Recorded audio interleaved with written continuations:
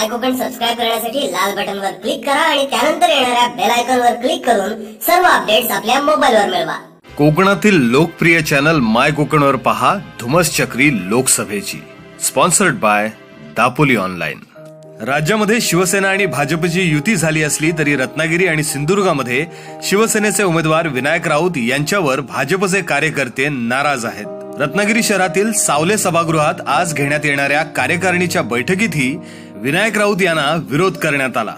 भाजपचे आमदार प्रसाद लाड, जिल्हाध्यक्ष बाळासाहेब माने, सिंधुदुर्गचे नेते राजन तेली, सिंधुदुर्गचे जिल्हाध्यक्ष प्रमोद जठार, प्रदेश चिटणीस डॉक्टर विनय नातू यांच्या उपस्थितीत बैठक संपन्न झाली। शिवसेनेच्या नेत्यांकडून भाजपच्या कार्यकर्त्यांना चांगली वागणूक मिळाली नाही म्हणून ही सगळी नाराजी आहे असं म्हणत प्रसाद लाड यांनी या संदर्भात मुख्यमंत्र्यांसोबत एक बैठक घेतली जाईल आणि त्यानंतर ही नाराजी दूर होईल असा आशावाद त्यांनी व्यक्त केलाय।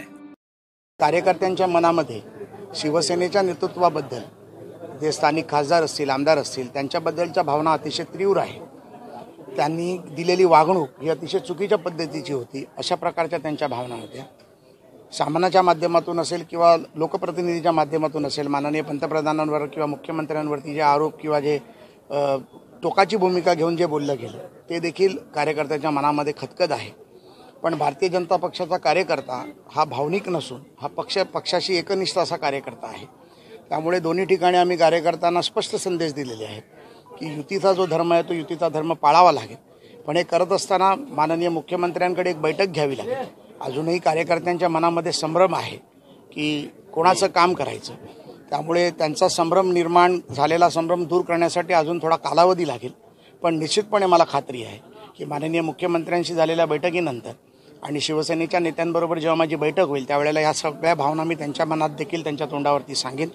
शिवसेना प्रमुखांपर्यंत या भावना पोहोचवण्याचा देखील मी प्रयत्न करीन आणि ह्या माध्यमातून कसा सुवर्ण मध्य मार्ग काढता येईल आणि माननीय मोदींना पंतप्रधान करण्यासाठी जास्तीत जास्त खासदार हे लोकसभेत निवडून गेले पाहिजे, त्याचा आमचा प्रयत्न आहे। त्यापैकी हा जिल्हा देखील त्याच प्रयत्नाचा एक भाग राहील आणि त्या पद्धतीत आम्ही पुढची रणनीती करू।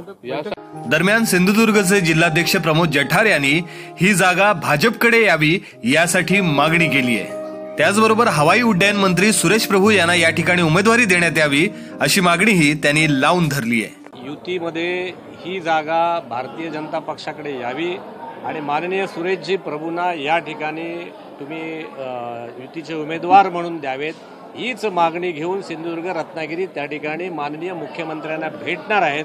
हाच आमचा अजेंडा आहे।